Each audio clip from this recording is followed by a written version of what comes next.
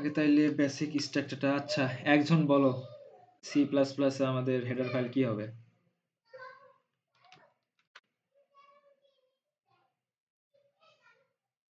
Anyone? include IOStream.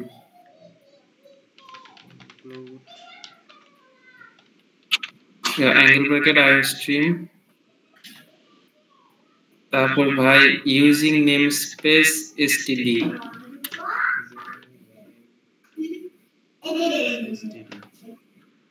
জি int main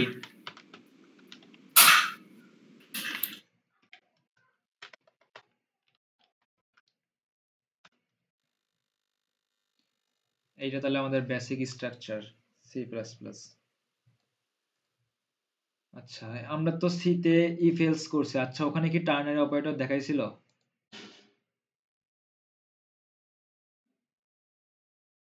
C তে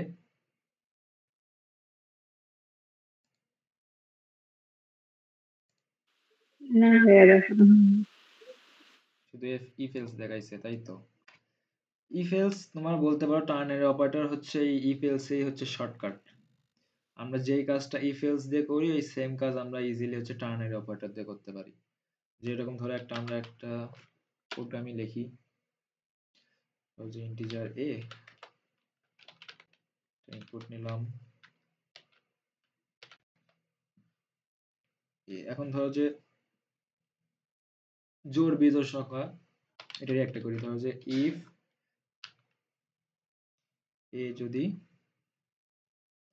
modulus not equal to 2 হয়,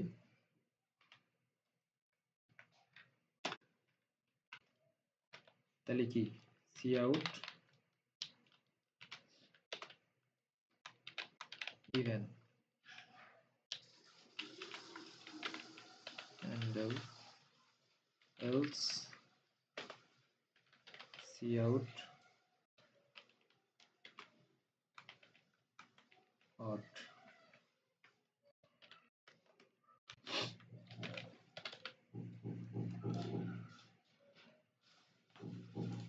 তাহলে এখানে আমরা একটা নেই, যে 4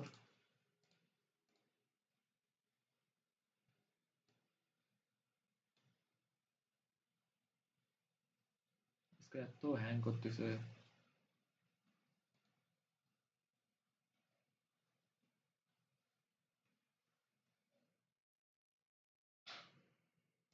কি এরর দেখাই? ওপস,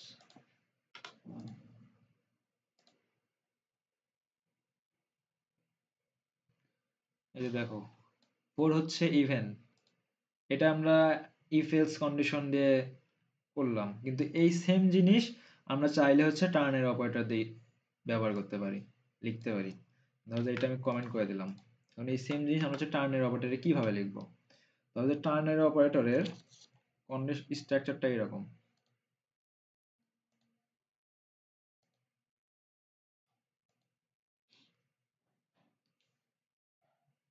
প্রথমে থাকবে হচ্ছে কন্ডিশন,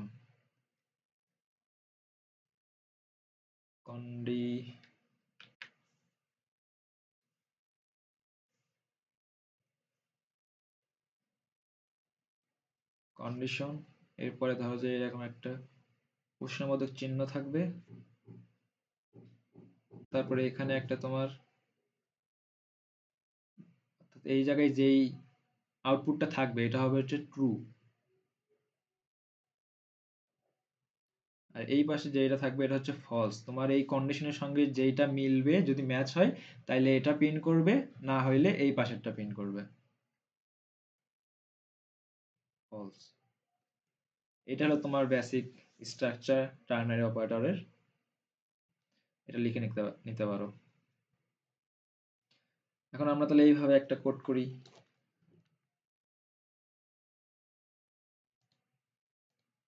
যে সেম জিনিসটা আমরা হচ্ছে এখন টার্নারি অপারেটর দিয়ে করবো। তাইলে প্রথমে কি ছিল কন্ডিশন, আর আমাদের কন্ডিশনটা কই, যে ইফ এর মধ্যে যে কন্ডিশনটা এটাই এখানে হবে, যে a মডুলাস 2 ইকুয়াল টু 0, এটা যদি কন্ডিশন ট্রু হয় তাহলে আমরা সি আউট করব ইভেন এখানে একটা দেখো, এই যে সেমিকোলন দিতাম না, সেমিকোলন হবে না। তার আগে তোমার এই যে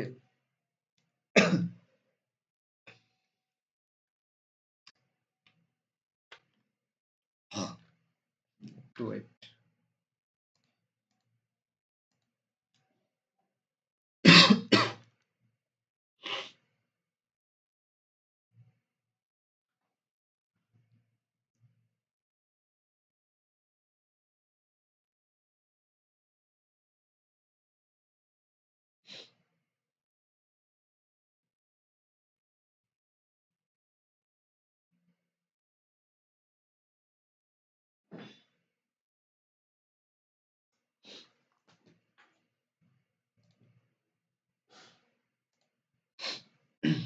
সর্দি লেগে অবস্থা খারাপ। এরপর আমরা কোলন দিলাম, এরপরে অড, এই শেষে গিয়ে তোমার হচ্ছে সেমিকোলন। এটা মনে রাখো, অনেকে আবার এখানে জায়গায় সেমিকোলন দিয়ে তাইলে কিন্তু আবার কাজ করবে না। এখন এখানে কি বলতেছে, ধরো এখানে আমরা কন্ডিশন দিছি a মডুলাস 2 যদি 0 হয় তাইলে ইভেন্ট, না হইলে অড। তা আমরা এখন একটা দিয়ে দেখি 5।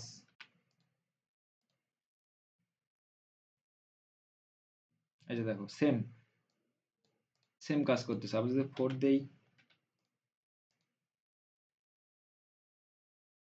ইভেন।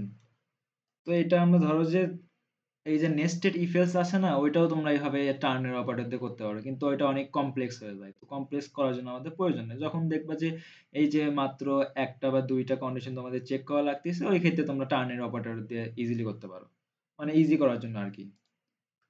কমপ্লেক্স করার তো আমাদের ইচ্ছা না, আমাদের ইচ্ছা হচ্ছে সবসময় কিভাবে ইজি করা যায় সেইটা। তো এখানে আমরা 4 লাইনের জায়গায় 1 লাইনের মধ্যে আমরা এটা করে দিতে পারি।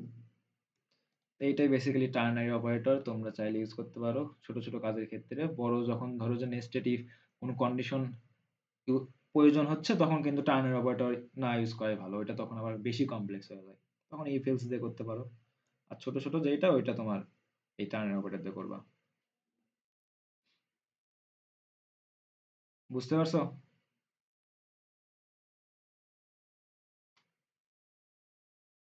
কনফিউশন? না ভাই ঠিক আছে, মেন কথা মনে করো যে কন্ডিশনটা শুধু ইফ আর এলস এর মধ্যেই সীমাবদ্ধ, যেটার মাঝে তোমার আর ইফ এলস প্রয়োজন নাই, শুধু ইফ আর এলস, এই দুইটা দিয়েই যেটা দেখতেছো হয়ে যাচ্ছে, ওইটা চাইলে তোমরা টার্নের অপারেটর দিয়ে করতে পারো।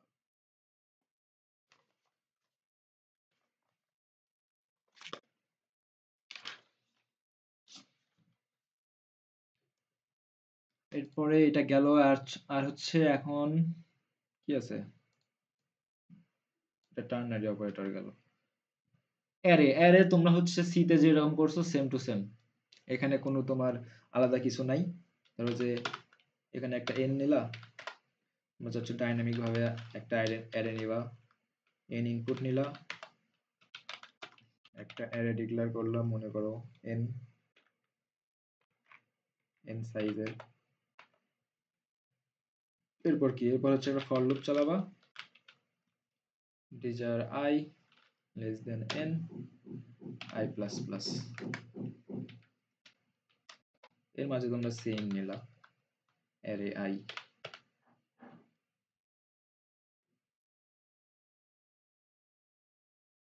কনস্ট্যান্ট ভ্যালু দেখতেছি, ফর আউটপুটের জন্য এন প্লাস প্লাস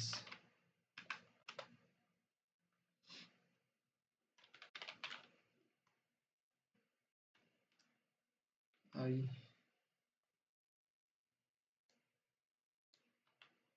তাহলে এখানে আমরা একটা দেই, ধরো যে 4ই থাক, 4 সাইজের একটা অ্যারে 1 5 8 6।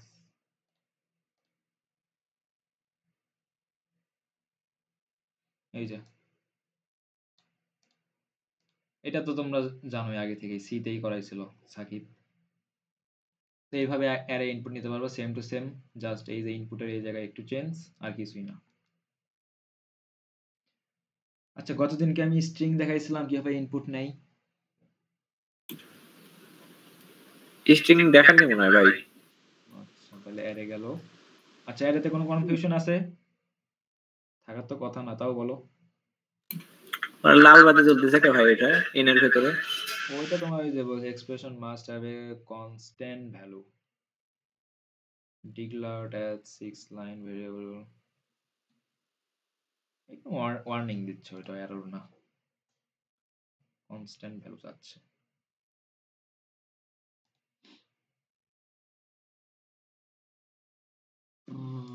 তাহলে স্ট্রিং কি বলো? আচ্ছা তোমাদের থেকে জিজ্ঞেস করি, স্ট্রিং ভাইয়া ওখানে অ্যারে আর ডবল কোটেশনের পরে ফাঁকা কেন? এটা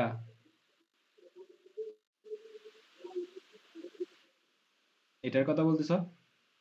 প্রিন্টের ক্ষেত্রে অ্যারের পরে ওই যে ডবল কোটেশনের ভিতরে লাস্টের আগের লাইন, রিটার্নের আগের হ্যাঁ, লাইনটা। এইটা হচ্ছে এই যে স্পেস দিছি না, এই জন্য যেন পয়েন্টগুলো ফাঁকা ফাঁকা হয়ে প্রিন্ট হয়। মানে এটা স্পেস, যদি আমি এটা না দিতাম তাহলে দেখো কি আসে, সবগুলো লেগে যাবে। এই যে তখন 1586 হয়ে যাচ্ছে।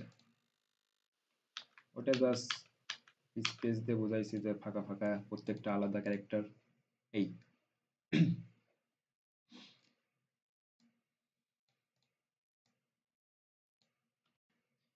গেল।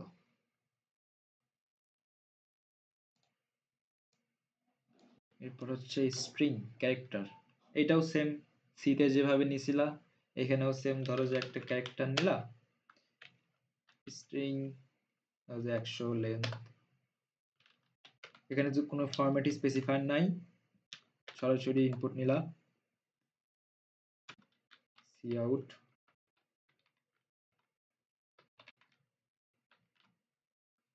এস দিলা, তাইলে দেখি কি আসে। হ্যালো। বাইরে লুপের মাধ্যমে নিতে হবে না নাকি? না, তুমি জাস্ট এখানে আমরা স্ট্রিং নিচ্ছি না, এটা তোমার লুপের মাধ্যমে প্রয়োজন নাই, আমরা ক্যারেক্টার হিসেবে নিচ্ছি না এখন।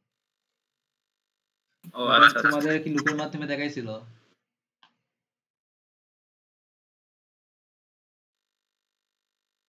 যেহেতু ডাটা টাইপ হচ্ছে ক্যারেক্টার ব্যবহার করেছে, আমি ভাবছিলাম সেই জন্য হয়তো লুপের মাধ্যমে নেওয়া লাগতে পারে।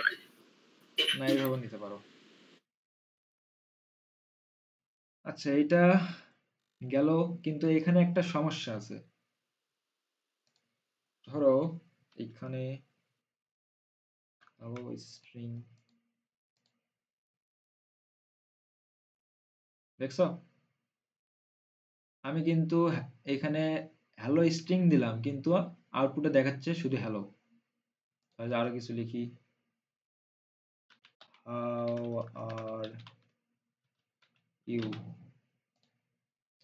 রান করি, তাও সেই হ্যালোই দেখাচ্ছে বারবার। এইটা কেন? স্পেসের জন্য, স্পেসের পর জন্য আউটপুট দিচ্ছে না। কারণ এই যখন দেখতেছে এখানে স্পেস পড়ে গেছে, তখনই সে এটা ইনপুট নেওয়া অফ করে দিছে। মানে তুমি যখন এই ক্যারেক্টার এভাবে নেবা ইনপুট, তখন সে স্পেস কাউন্ট করবে না। তাইলে আমরা স্পেস সহ কিভাবে নিব? সিতে এইরকম একটা ছিল, তোমাদের মেবি দেখাইছে কিনা জানি না, ওইটাই এরকম হবে। দেখো যে ক্যারেক্টার নিছো, এই জায়গায় সি ইন এটা থাক, এইটা না দিয়ে এই যে এফ গেটস, এর মাঝে তুমি প্রথমে এই ভেরিয়েবল নেম, তারপরে সাইজটা ডিক্লেয়ার করবা, কমা std in। এটা যখন ইউজ করবে, এটা ইউজ করার জন্য একটা তোমার হেডার ফাইল লাগবে। এটা হচ্ছে হ্যাশ, এটা সি এর include string.h। এখন রান করি,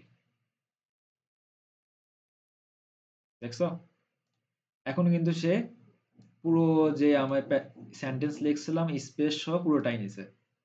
তো আমরা হচ্ছে এইভাবে সিতে ইউজ করতাম এইরকম করে। কিন্তু এইটা সি প্লাস প্লাসের নিজস্ব আরেকটা এরকম তোমার ফাংশন আছে, এটাতে আরো ইজি, মানে আরো শর্ট হয়ে আসছে। এটার নাম হচ্ছে এই সেম জিনিস, ধরে কমেন্ট করে দেই, এটা হচ্ছে স্পেস সহ স্ট্রিং কিভাবে ইনপুট নেবা সেইটা। এটাও দেওয়া হয়, তোমরা চাইলে এটাও ইউজ করতে পারো, অথবা cin ডট গেট লাইন, এটার মাঝে তোমার জাস্ট এই ভেরিয়েবল নেম আর সাইজটা ডিক্লেয়ার করে দেবা। এখানে তোমার হচ্ছে std in এটা দেওয়ার প্রয়োজন না, এটা অটোমেটিক সে ধরে নেবে। এটা সি প্লাস প্লাসের জন্য। আর এইটা ইউজ করার জন্য আবার তোমার হচ্ছে একটা হেডার ফাইল লাগবে, যেহেতু এটা সি প্লাস প্লাসে। তো ইনক্লুড স্ট্রিং, এটাতে একটাতে তোমার এই ডট এইচ আছে আর একটাতে ডট এইচ নাই, এটা ডিফারেন্স। ধরো এটা আবার রান করি, দেখো সেম রেজাল্ট। এখন এখানে দেখো নিচে একটা স্পেস আসছে, ও এখানে এন্ডেল দিছে এই জন্য। এখন বুঝতে পারছো কি হবে স্পেস সহ স্ট্রিং ইনপুট নিবা।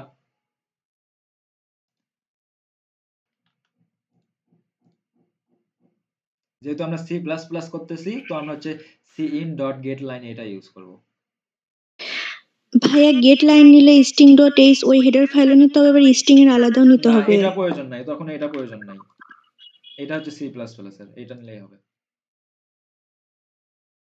এই যে তুমি যখন এই cin ডট গেট লাইন এটা নিবা, তখন এই জাস্ট এই হেডার ফাইল নিলেই আনো। ক্লিয়ার?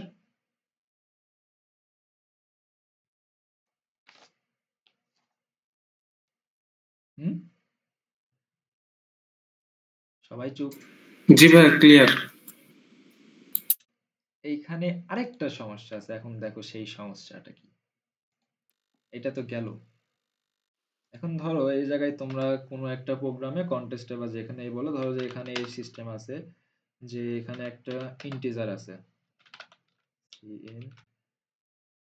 ধরো n নিছো, প্রথমে একটা ইন্টিজার ইনপুট নিছো, এরপর হচ্ছে তোমরা স্ট্রিং নিছো 20।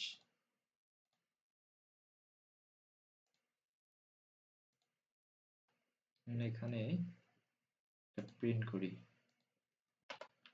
cout,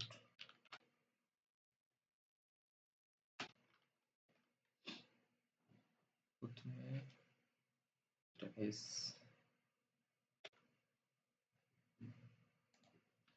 এটাকে n দিলাম। এখন দেখি কি আসে।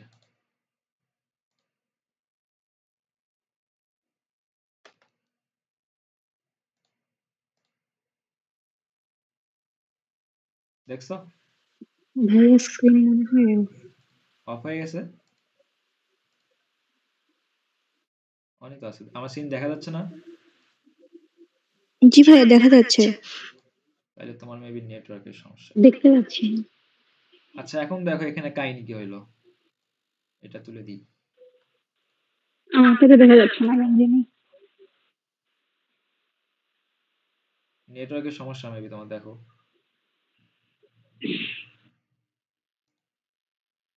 এখন দেখা যায়?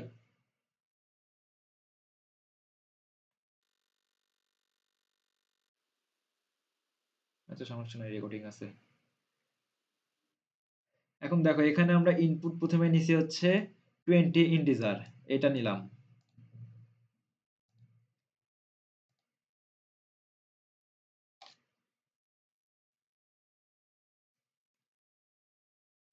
এটা ইনপুট নিলাম এখানে।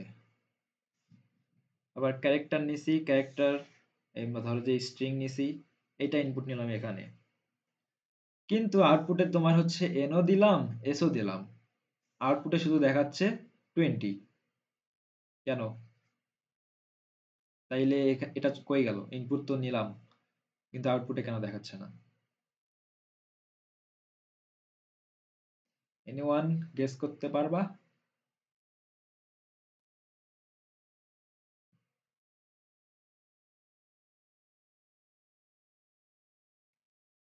কেউ না, আচ্ছা। আমরা যখন এই যে গেট লাইনটা ইউজ করব তখন হচ্ছে একটা মাথায় রাখতে হবে, এটা তোমার যে যখন এই যে 20 নিলাম, নেওয়ার পর কি করছে, আমরা একটা ইন্টার চাপছি না, ধরো যে এখানে নিছি 20 নিলাম, তারপরে নেক্সট লাইনে আসার পর জন্য একটা ইন্টার যখন চাপছি, তখন সে এই যে এই স্পেসটা নিয়ে নিছে। বুঝতে পারছো? ধরো যে এখানে আমি দিই,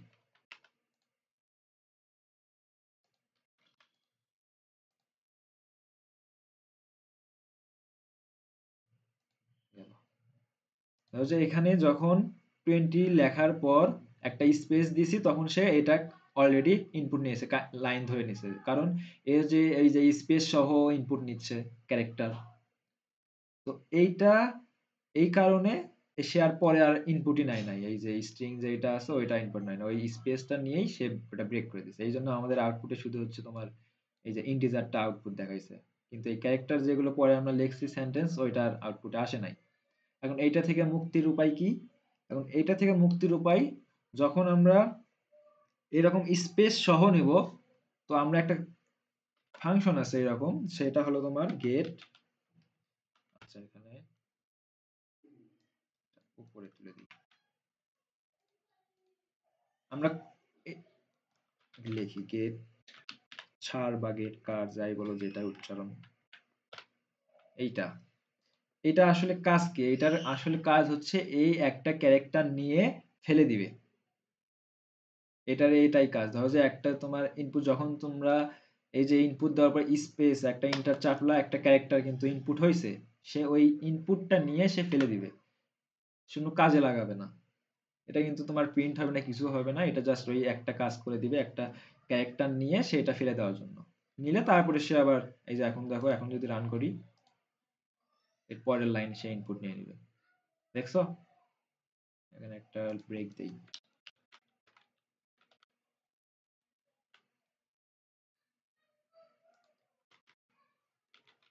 হ্যালো, কাজ হইছে?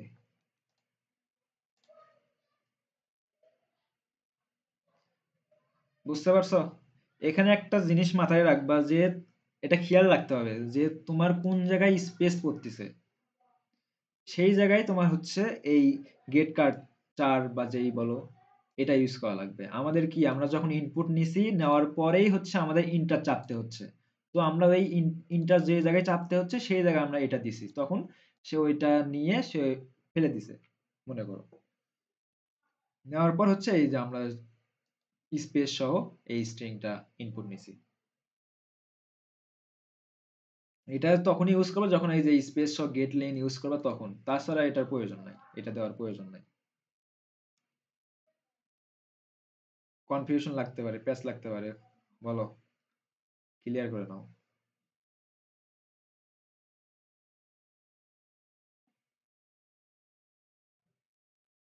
বুঝতে পারছো? এরকম এক যদি ইন্টিজার প্লাস স্ট্রিং স্পেস সহ চাই, তাইলেই হবে। এখন যদি তোমার শুধু একটা এরকম চাই, তাহলে তোমার এটা প্রয়োজন নাই, বা এই গেট লাইনও প্রয়োজন নাই, ডাইরেক্ট তোমার হচ্ছে সিন দিয়ে এস ইনপুট নিয়ে নেবা স্ট্রিং, জাস্ট ভেজাল এই যে স্পেস সহ।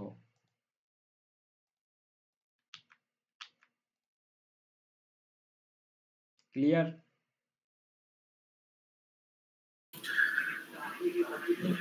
জি ভাই। বাকিরা, তুমি তো খালি জি ভাই করতেছো, বাকিরা কি বুঝতেছে কি না? বুঝতে পারছি ভাইয়া। তাহলে এখন থেকে স্ট্রিং ইনপুট নিতে পারবা তো? জি ভাইয়া। কে এরে গেছে, স্ট্রিং গেল, টার্নের অপারেটর গেল। আচ্ছা, মিন ম্যাক্স এগুলো বের করা দেখাইছিল, মানে দুইটা সংখ্যা বা তিনটা সংখ্যার মধ্যে মিনিমাম কোনটা, ম্যাক্সিমাম কোনটা? জি ভাই, এগুলা সিতে দেখাইছে। বিল্ট ইন ফাংশন দিয়ে বা নাকি ইফ এলস কন্ডিশন?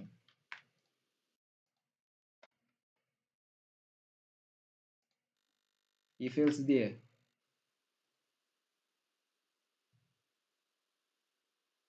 হ্যাঁ, ফিউজ দিয়ে দেখাইছিল।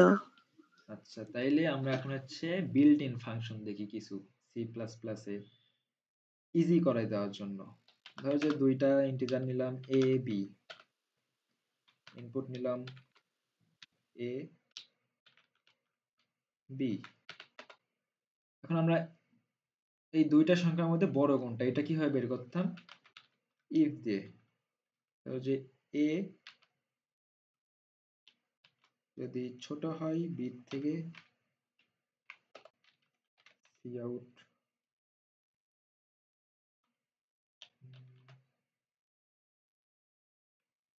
b else cout a।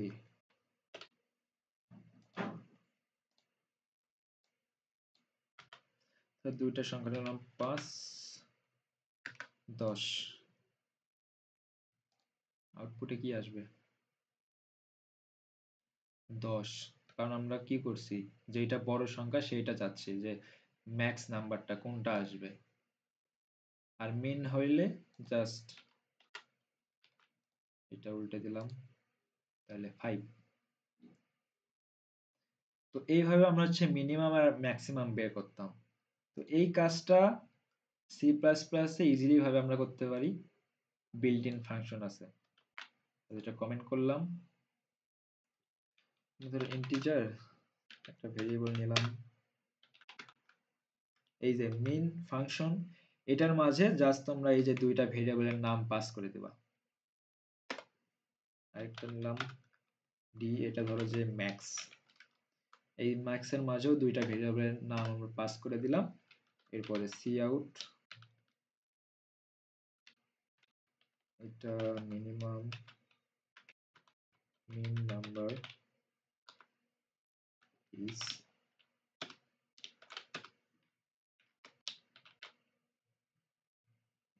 C,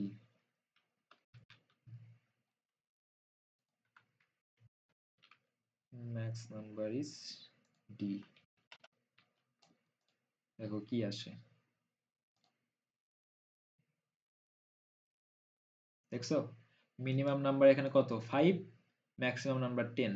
আমাদের কিন্তু ইফ এলস বের করার প্রয়োজন নাই, জাস্ট আমরা এটাই বিল্ট ইন ফাংশন দিয়ে ইজিলি ভাবে করতে পারি। ইজি না? এখন দিন দিন যত কোডিং করবো তত শর্টকাট, লাইফ ইজি। এই সেম জিনিসগুলো কেউ একজন আগে করে রাখছে, এই যে মেইন ফাংশন এবং ম্যাক্স ফাংশনের মাঝে, সেটা আমরা জাস্ট ইউজ করতেছি প্যারামিটার পাস করতে। এখন আরেকটা কোশ্চেন হইতে পারে যে হ্যাঁ আমরা তো এই দুইটা ভেরিয়েবলের মধ্যে আমরা ইয়ে করতেছি, এখন যদি এই জায়গায় দুইয়ের অধিক হয়, তাহলে সি আছে ডি আছে, আরো নিলাম ডি, তাইলে কি হবে? তাইলে কি এইভাবে হবে? দেখি, C D M N M X, দেখো অলরেডি এরর দেওয়া শুরু করে দিয়েছে, C D M M X. যখন তোমাদের এই যে একে দুইয়ের অধিক হয়ে যাবে, তখন সে আর এভাবে নিবে না, সে জাস্ট এই দুইটার জন্যই এই ফার্স্ট ব্র্যাকেট যেটা আছে এটা করে কাজ করে। এখন যদি একের অধিক মানে দুইয়ের অধিক হয়, তখন আমাদের করা লাগবে এই যে সেকেন্ড ব্র্যাকেটের মাঝে এগুলো দেওয়া লাগবে, তাইলে আর সে আরো দেখাবে না। তখন দেখো কি দেখায়,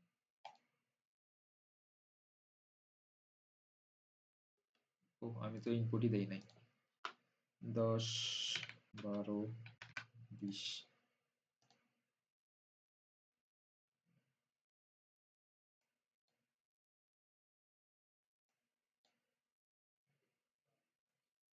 ডিজার ম্যাক্স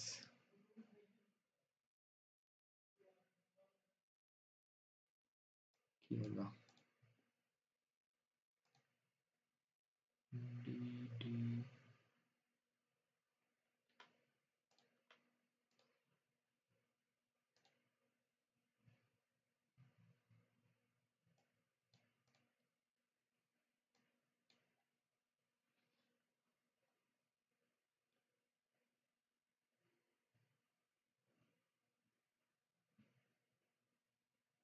থ্রি আর্গুমেন্ট,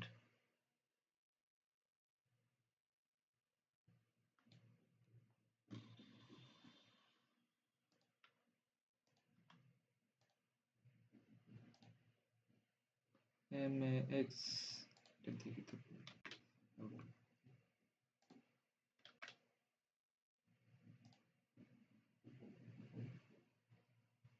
ও আচ্ছা, এটার জন্য একটা হেডার ফাইল প্রয়োজন, সেটাই তো নেই নাই মেবি।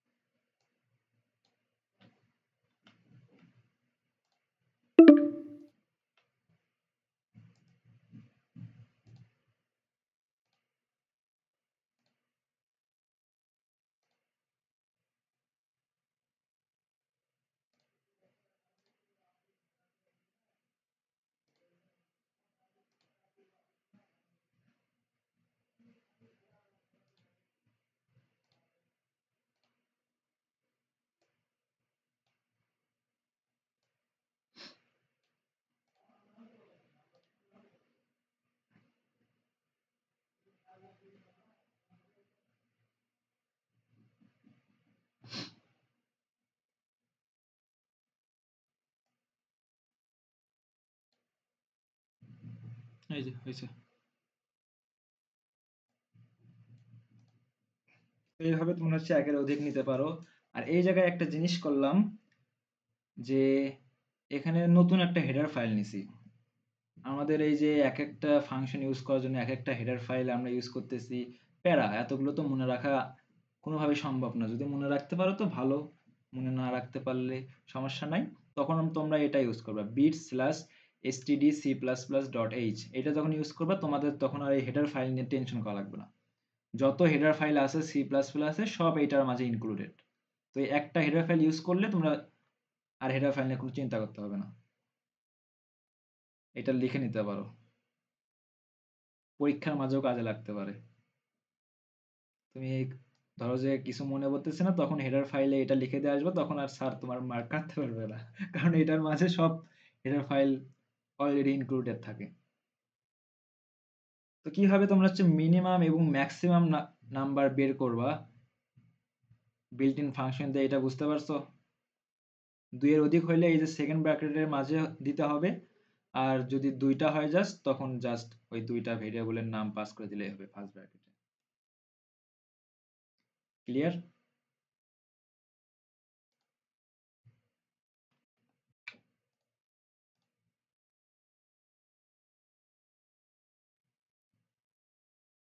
এই যে ম্যাক্সিমাম 12, মিনিমাম 1।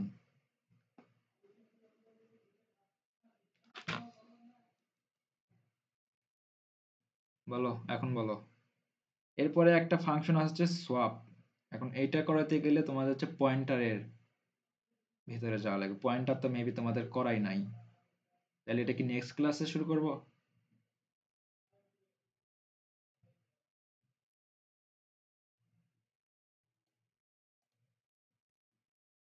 কি হলো? আমার কথা শোনা যায়? ভাই করেন ভাই, পয়েন্টার অনেক টপিক আছে।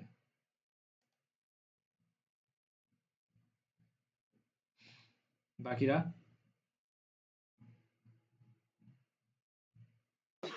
জি ভাই, পয়েন্টার নেক্সট ক্লাসেই করান। আচ্ছা আচ্ছা, এখন কার কি সমস্যা তাহলে সেটা বলো, রিক্যাপ করি। যেহেতু নিউ টপিক সবকিছু এখন পর্যন্ত যে কয়েকটা দেখালাম এটার মাঝে কোনো সমস্যা আছে? অ্যারে তো সেম, অ্যারে কোনো ডিফারেন্স নাই। স্ট্রিং এ জাস্ট এই যে কিভাবে স্পেস সহ নেবা সেটা আজকে হয়তো অনেকের কাছে নতুন। এরপরে built in function, minimum maximum, এই তো, আর টার্নারি অপারেটর। এখন এর মাঝে কার কি সমস্যা বলো।